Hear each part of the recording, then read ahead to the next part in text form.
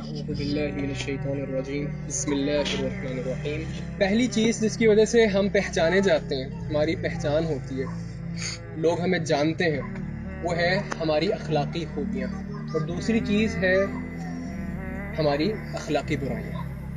یعنی ہمارا تعارف جو ہوتا ہے وہ دو چیزوں کی بنیاد پہ ہوتا ہے، یا تو ہماری اچھائیوں کی وجہ سے یا تو ہماری برائیوں کی وجہ سے۔ کسی انسان کے اندر اگر اخلاقی خوبیاں ہیں تو لوگ اس کی تعریف کرتے ہیں، اس کو اچھے نام سے پکارتے ہیں، اس کی نیک نامی ہوتی ہے۔ اگر اس کے برعکس کسی کے اندر برائیاں ہوتی ہیں، اس کا اخلاق برا ہوتا ہے، بری خصلتیں ہوتی ہیں، تو لوگ اس کو اسی طرح پہچانتے ہیں، اس کی تعریف نہیں کی جاتی، اس کو پسند نہیں کیا جاتا، اس کے ساتھ بات کرنا لوگ پسند نہیں کرتے، بات اس سے کرنا پسند کرتے ہیں کہ جس کو لوگ سمجھتے ہیں کہ اس کے اندر اچھائی موجود ہے، اخلاقی خوبیاں موجود ہیں۔ اور اللہ کے نبی علیہ الصلوۃ والسلام نے جو فرمایا نا، وہ ہمارے لیے ایک عبرت ہے اور سیکھنے کے لیے ایک بہت اہم سبق ہے۔ اللہ کے نبی صلی اللہ علیہ وسلم نے فرمایا کہ بعثت لأتمم مکارم الاخلاق۔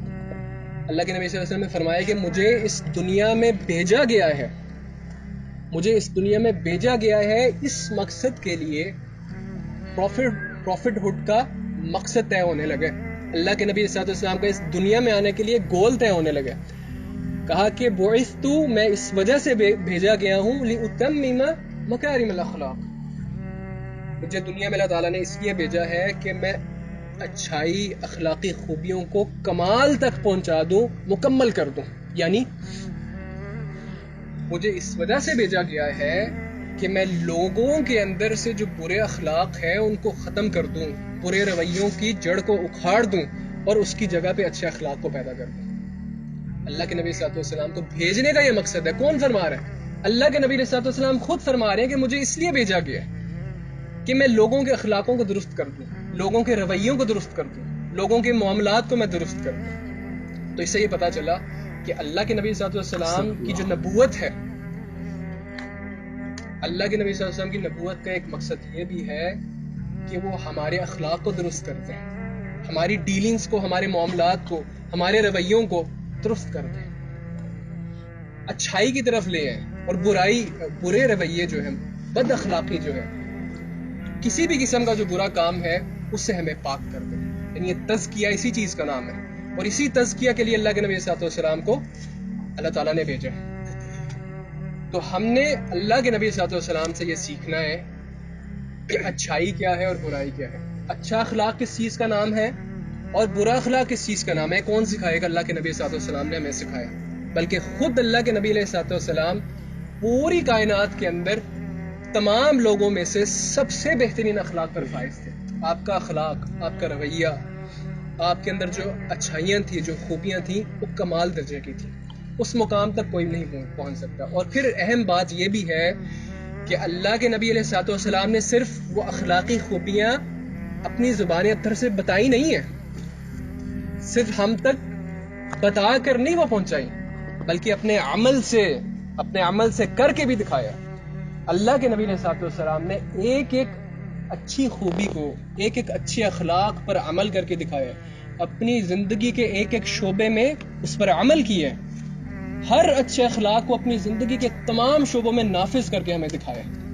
ہماری طرح نہیں کہ ہم بولتے ہیں اور عمل نہیں کرتے، یا کسی تک بات پہنچا دیتے ہیں لیکن ہمارے لیے اس میں عمل کرنے کے لیے کوئی سبق موجود نہیں ہوتا۔ اور اسی لیے اللہ کے نبی صلی اللہ علیہ وسلم کے جو صحابہ تھے وہ اس بات کی گواہی دیتے ہیں۔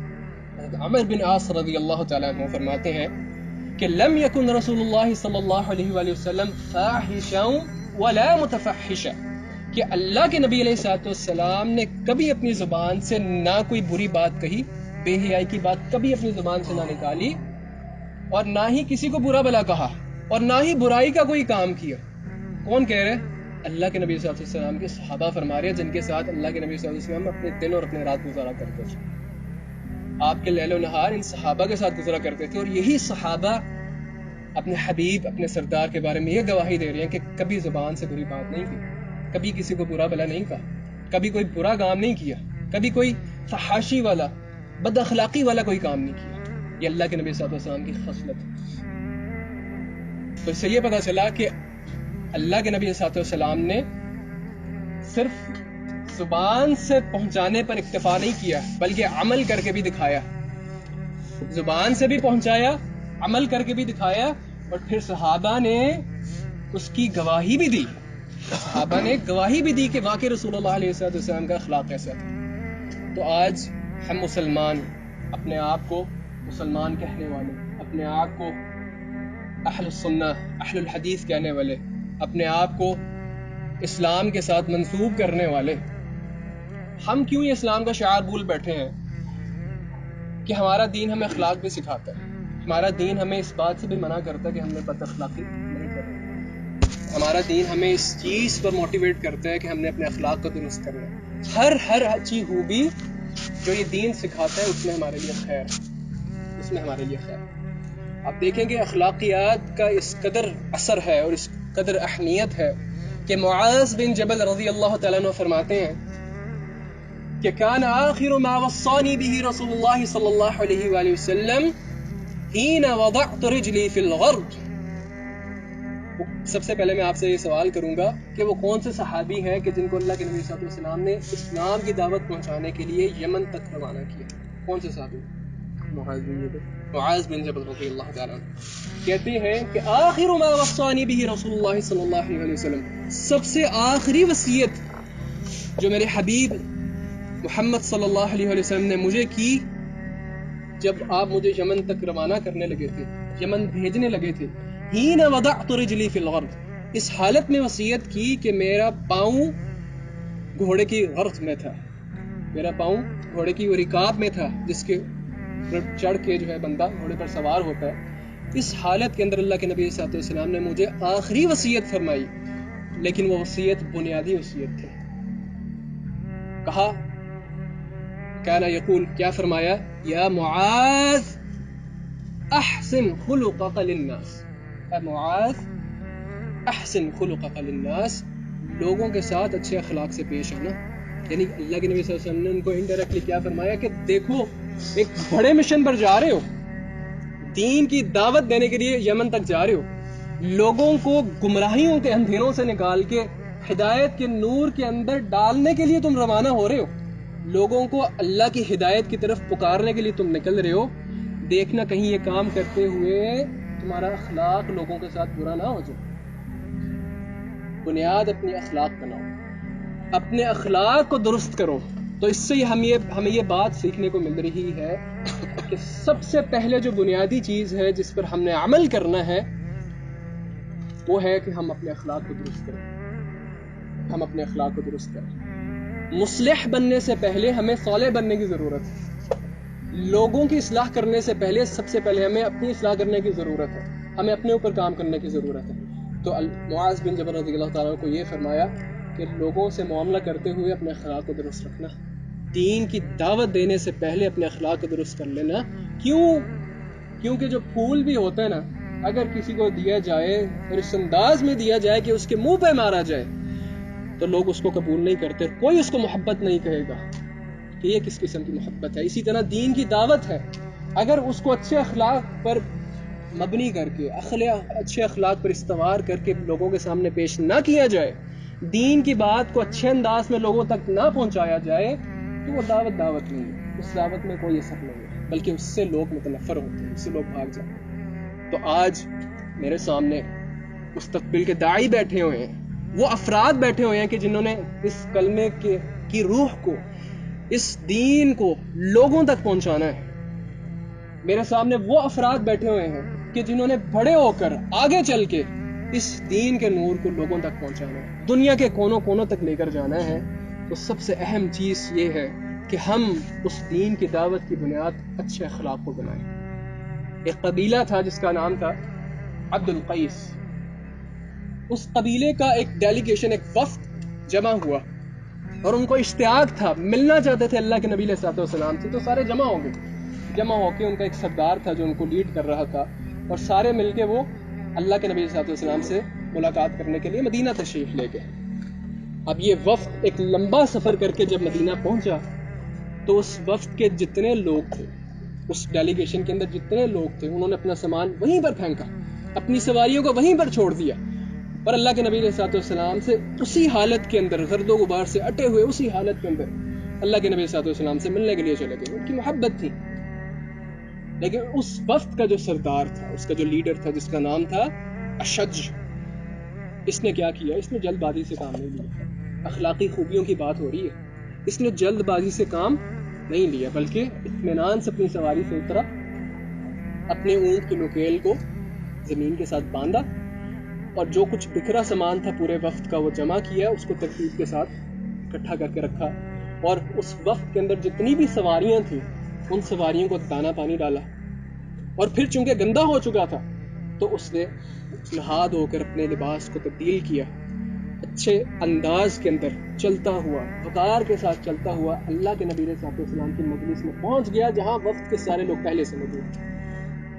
اب جب اللہ کے نبی صلی اللہ علیہ وسلم نے اس سردار کو آتے ہوئے دیکھا اور جب وہ قریب آیا تو اللہ کے نبی صلی اللہ علیہ وسلم نے اس کو بلایا اور بلا کے اپنے ساتھ قریب کر کے بٹھا دیا, اور پھر کیا فرمایا؟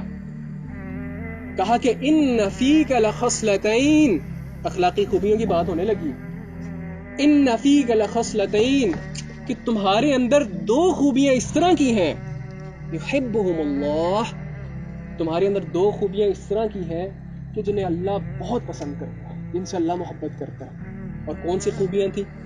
فرمایا الحلم, پہلی چیز الحلم, دوسری چیز الانات, تمہارے اندر بردباری ہے اور تمہارے اندر سوچ سمجھ کر کام کرنا ہے. یہ دو خوبی ہیں, اخلاقی خوبیاں ہیں جن کو ہم اہمیت نہیں دیتے, جن کو ہم اپنی زندگی میں کنسیڈر نہیں کرتے. کہا یحبہم اللہ, یہ دو خوبیاں اس طرح کی ہیں کہ جن سے اللہ محبت کرتا ہے. یعنی جو بندہ جس کے اندر حلم ہوگا, بردباری ہوگی, اور جس کے اندر الانات ہوگا, سوچ سمجھ کر کام کرنے کی صفت ہوگی, اس بندے سے اللہ تعالیٰ اس صفت کی وجہ سے محبت کرے گا. تو یہ دو خوبیاں اس سردار کے اندر موجود تھیں, اسی لیے اللہ کے نبی صلی اللہ علیہ وسلم نے اس کو اپنے قریب کر کے بٹھایا, اس کی تعریف کی, پورے وفد کے سامنے اس کی تعریف کی. تو اس کا مطلب یہ ہے کہ اگر ہمارے اندر وہ دو خوبیاں پیدا ہو جائیں, اگر میں اپنے اندر بردباری پیدا کر لوں, سوچ سمجھ کے میں کام کروں, ڈیلیبریٹلی میں کام کروں, کام کے جو اس کا انجام ہے اس کو مد نظر رکھتے ہوئے اس کو سر انجام دوں, تو یہ صفت اس طرح کی صفت ہے کہ اللہ تعالیٰ مجھے ان صفات کی وجہ سے محبت کرنا شروع کر دے گا. یعنی اللہ کی محبت تب حاصل ہوگی جب یہ دو اخلاقی خوبیاں میرے اندر گھٹ جائیں گی, میں ان کو اپنے دل کا حصہ بنا لوں گا, میں اپنے رویے کا حصہ بنا لوں گا. تو پہلی چیز جو ہے وہ الحلم ہے, بردباری. اس کو انشاءاللہ ہم لوگ تھوڑا سے ڈسکس کریں گے. حلم کس چیز کا نام ہے؟ حلم اس چیز کا نام ہے, عربی میں کہا جاتا ہے ضبط النفس عند حیجان الغضب, اپنے نفس کو اس وقت کنٹرول کر لینا, اپنے ڈیزائرز کو اس وقت سپریس کر لینا, عند حیجان الغضب, جب آپ کا غصہ ٹھاٹھے مار رہا ہو, جب آپ کے جذبات ٹھاٹھے مار رہے ہوں, اضطرابی کیفیت ہو, تو اس وقت اپنے آپ کو کنٹرول کر لینا, اس وقت اپنے اوپر قابو پا لینا, اس وقت اپنے جذبات کو اپنے اوپر حاوی نہ ہونے دینا, اس چیز کا نام ہے الحلم. کون کون جانتا ہے کہ اللہ تعالیٰ کی ایک صفت ہے اللہ الحلیم؟ الحلیم سے کیا مراد ہے؟ کہ اللہ سب سے بڑھ کر بردبار ہے. اللہ کی بھی یہ صفت ہے, وہ انشاءاللہ آگے جا کے میں ڈسکس کرتا ہوں. تو حلم سے مراد یہ ہے کہ اپنے آپ کو کنٹرول کر لینا, اپنے اندر صبر پیدا کر لینا, اپنے اندر تحمل اور برداشت کو بڑھ لینا, تحمل اور برداشت کو اپنی زندگی کا حصہ بنا لینا, اس چیز کا نام ہے حلم. تو بردبار شخص کون ہوا؟ بردبار شخص پھر وہ ہوا کہ جو غصے کے وقت اپنے اوپر قابو پا لیتا ہے. حلیم وہ شخص, بردبار شخص وہ ہے. حلم کس کے پاس ہے؟ کہ جو غصے کے وقت خاموش رہ جاتا ہے.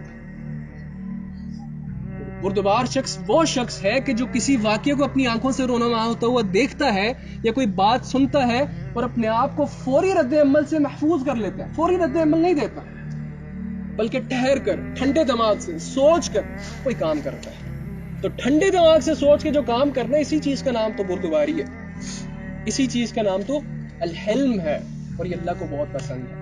تو اگر حلم ہمارے اندر آ جائے, حلم ہمارے اندر گھڑ کر جائے, تو تو پورا کا پورا معاشرہ جو ہے وہ اصلاح کی طرف گامزن ہو جائے گا. کیا کچھ ہوتا ہے ہماری روڈز کے اوپر, کیا کچھ ہوتا ہے کہ جب ہمیں کوئی برا بلا کہتے نہیں برداشت ہوتی, کوئی ہمیں کوئی بات کر دے نہیں برداشت ہوتی, کوئی ہمیں کچھ کہہ دے, کوئی برا رویے سے پیش آ جائے نہیں برداشت ہوتا, بھڑک پڑتے ہیں, سب کچھ نکال دیتے ہیں. جب لڑائی ہوتی ہے کسی ایک دوسرے کی تو کیا کچھ ہوتا ہے یہاں پہ, گالم گلوچ, برا بلا کہنا, ایک دوسرے کو سخت ترین غلیظ گالیاں نکالنا. یہ کس چیز کا انجام ہے؟ یہ اس چیز کا انجام ہے کہ ہمارے اندر سے حلم نکل چکی, بردباری نکل چکی ہے. اور یہ وہ خوبی ہے کہ اگر ہمارے اندر گھر کر جائے, اگر ہمارے دلوں کے اندر راسخ ہو جائے, سرایت کر جائے, تو پھر اللہ بھی ہم سے محبت کرے اور لوگ بھی ہم سے محبت کریں. تو یہ حلم ہم نے اپنے اندر پیدا کرنی ہے. حلیم بردبار شخص وہ ہے کہ جو اپنے جذبات کو اپنے اوپر غالب نہیں ہونے دیتا. اور آپ دیکھیں گے کہ اگر آپ محنت کریں گے کہ آپ کے اندر حلم پیدا ہو, تو اس کے ساتھ ساتھ دوسری اچھی صفات بھی پیدا ہو جائیں گی. مثال کے طور پہ ایک بندہ خاموش رہنا چاہتا ہے, خاموشی ایک عبادت ہے, خاموشی انسان کو بہت بہت بڑے مسائل سے, گناہوں سے بچا لیتی ہے.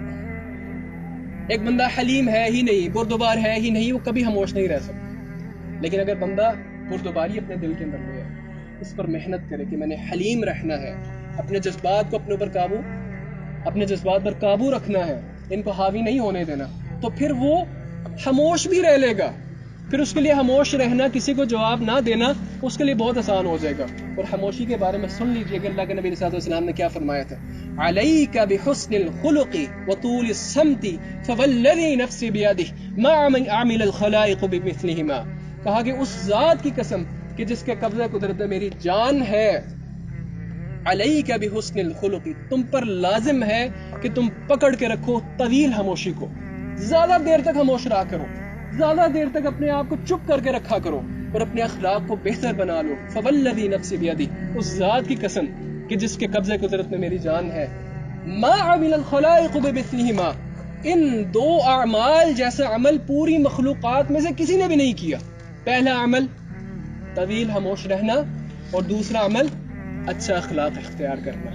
تب بندہ کر سکتا ہے کہ جب بندے کے اندر حلم پیدا ہو جائے, برداشت پیدا ہو جائے, تحمل مزاجی اس کے اندر آ جائے, فوری رد عمل کا اظہار وہ نہ کرنے والا ہو.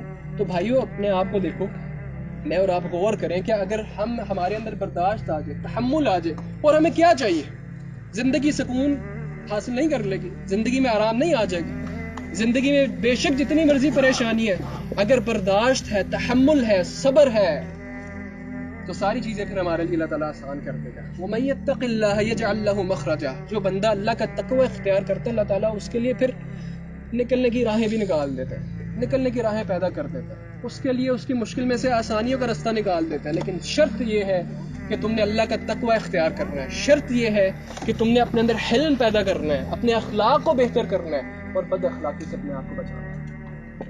اللہ الحلیم ہے نا, اس بات کی طرف آتے ہیں. اللہ الحلیم ہے, سب سے بڑھ کر بردبار ہے, سب سے بڑھ کر اللہ بردبار ہے. لوگ اللہ تعالیٰ کی مخالفت کرتے ہیں اور وہ اپنے بندوں سے شفقت والا معاملہ کرتے ہیں. اللہ بردبار. لوگ گناہوں پر گناہ کرتے ہیں اور اللہ درگزر سے کام لیتا ہے, معافی سے کام لیتا ہے. کیوں؟ کیونکہ اللہ سب سے بڑھ کر بردبار ہے. لوگ اللہ تعالیٰ کی بغاوت کرتے ہیں, لوگ اللہ تعالیٰ کی حدوں کو پار کر دیتے ہیں, لیکن رب کریم وہ اتنا بردبار ہے کہ وہ اپنے بندوں سے شفقت کا معاملہ کرتے ہیں. اور یہ ہمارے لیے نعمت ہے کہ اگر اللہ بردبار نہ ہو تو ہمارے گناہوں کی وجہ سے کب تک ہمیں ہلاک کر گیا ہوتا. اگر اللہ بردبار نہ ہوتا, ہمارے گناہوں کی پاداش میں ہمیں کب تک عذاب کا مزہ چکھا چکا ہوتا. اگر اللہ بردبار نہ ہوتا تو وہ قیامت کا وعدہ جو اللہ کرتا ہے, وہ قیامت کب تک آج تک برپا ہوگی ہوتی ہمارے اعمال کی وجہ سے, لیکن نہیں ہوئی, نہیں پکڑ کرتا اللہ. چھوٹی چھوٹی غلطیوں پہ اللہ ہماری سرزنش نہیں کرتا, چھوٹی چھوٹی غلطیوں پہ اللہ ہمیں عذاب نہیں دیتا. اس کا مطلب یہ ہے کہ اللہ بردبار ہے, اللہ بردبار ہے. تو جب بھی آپ کو غصہ آئے, اب یہاں پہ سیکھنے کا موقع, سیکھنے کی بات ہے, جب بھی آپ کو غصہ آئے, آپ کے جذبات بھڑک اٹھے, آپ کے اندر انتقام لینے کا جوش ٹھاٹھے مار رہا ہو، اللہ تعالیٰ کی بردباری کو یاد کر لیا کریں کہ اللہ تعالیٰ میرے ساتھ کتنا بردباری والا معاملہ کرتا ہے، کتنا حلیم ہے، کتنی بردباری کے ساتھ میرے ساتھ اللہ پیش آتا ہے، اور میں لوگوں کے ساتھ بردباری سے پیش نہیں آتا۔ اخلاقی خوبیوں کی بات ہو رہی ہے۔ محمد ابن سعدی، ان کا بیٹا عروہ، جب وہ یمن کا گورنر بنا تو انہوں نے اپنے بیٹے کو کیا وصیت کی، کیا نصیحت کی؟ کہا بیٹا اذا غضبت فانظر الى السماء فوقك والى الارض تحتك ثم عظم خالقهما۔ کہا بیٹا جب تمہیں غصہ آ جائے نا، دیکھو گورنر بننے لگے ہو، لوگوں کے حاکم بننے لگے ہو، ایک بڑے مقام پہ جانے لگے ہو، تمہارے سامنے تمہاری رعایا ہوگی، تمہارے سامنے تمہارے نیچے ماتحت لوگ ہوں گے۔ فَإِذَا غَضِبْتَ، جب بھی تمہیں غصہ آئے ان کے اوپر، جب بھی وہ تمہاری بات نہ مانے، فَانظُرْ إِلَى السَّمَاءِ فَوْقَكَ، اپنے اوپر آسمانوں کی طرف دیکھنا، وَإِلَى الْأَرْضِ تَحْتَكَ، اور اپنے قدموں کے نیچے زمین کو دیکھنا، ثُمَّ عَظَّمَ خَالِقَهُمَا، اور پھر ان دونوں کو پیدا کرنے والے خالق کی عظمت بیان کرنا، کیونکہ وہ خالق تمہارے چھوٹے گناہوں کی وجہ سے تمہیں سزا نہیں دیتا، تو تمہارا کیا بنتا ہے کہ لوگوں کی چھوٹی چھوٹی غلطیوں کی وجہ سے تم ان پر غضبناک ہو۔ اپنے بیٹے کو کس طرح سکھایا کہ اپنے اندر حلم پیدا کرو، برداشت پیدا کرو۔ اللہ کے نبی صلی اللہ علیہ وسلم کا واقعہ نہیں ملتا، مسجد نبی کے اندر موجود ہے اور ایک بدو آ کے ایک جگہ کے اوپر مسجد کے اندر پیشاب کرنا شروع کر دیتا، اور صحابہ دوڑتے ہیں، اس کو ڈانٹنے لگتے ہیں، اس کو ملامت کرنے لگتے ہیں، اور اللہ کے نبی صلی اللہ علیہ وسلم کیا فرماتے ہیں؟ اللہ کے نبی صلی اللہ علیہ وسلم نے کتنی خوبصورت تربیت کی اپنے صحابہ کی، اور اس امت تک وہ تربیت پہنچائی۔ کہا کہ دعوہ، اس کو چھوڑ دو، وَعَرِقُوا عَلَى بَوْلِهِ سَجْلًا مِّنَ الْمَاءِ، صحابہ اس کو چھوڑ دو اور اس جگہ کے اوپر پانی کا ایک ڈول بہا دو۔ کیوں؟ کیونکہ تمہیں لوگوں کے ساتھ آسانیاں کر کے بنا کر بھیجا گیا ہے، سختی کرنے والا نہیں بنا کر بھیجا گیا۔ لوگوں کے ساتھ آسانیاں کرو، لوگوں کے ساتھ سختی کے ساتھ پیش نہ ہو۔ تو یہ وہ حلم ہے، وہ اخلاقی خوبی ہے جو آج ہم نے اپنے اندر پیدا کرنی ہے۔ اگر ہم اس کو اپنی زندگیوں کا حصہ بنا لیں گے، یحبہم اللہ، اللہ تعالیٰ اس خوبی کی وجہ سے ہم سے محبت کرنا شروع ہو جائے گا۔ اور اگر یہ خوبی ہمارے اندر سے نکل گئی تو اس کا مفہوم یہ بنتا ہے کہ پھر اللہ ہم سے محبت نہیں کرے گا، پھر اللہ ہم سے شفقت والا معاملہ نہیں کرے گا۔ تو اپنے اندر برداشت کو پیدا کرنا ہے، اپنے اندر حلم کو پیدا کرنا ہے، اپنے اندر ایک ایک اخلاقی خوبی کو پیدا کرنا ہے، اور اسی اخلاقی خوبی کی وجہ سے اللہ تعالیٰ ہمیں اپنی جنتوں کے اندر داخلہ نصیب فرما دیں گے۔ اور انہی اخلاقی خوبیوں کی وجہ سے اگر ہم اللہ سے ملے تو اللہ تعالیٰ ان اخلاقی خوبیوں کی برکت سے ہمیں معاف کر دیں گے، ہم سے بھی درگزر والا معاملہ کر لیں گے، اور پھر ہمیں اپنے قریب کر لیں گے، اور اللہ پھر ہمیں اپنا دیدار نصیب فرمائیں گے۔ تو اللہ باری تعالیٰ سے دعا ہے کہ اللہ ہمیں ان اخلاقی خوبیوں کو اختیار کرنے کی توفیق عطا فرمائے، اور جو بھی برے اخلاق ہیں ہمیں، ہمارے گھر والوں کو، ہمارے اہل و عیال کو، ہمارے دوستوں کو، سب کو ان سے پاک کر دے۔ آمین۔ جزاکم اللہ خیر، احسن الجزاء۔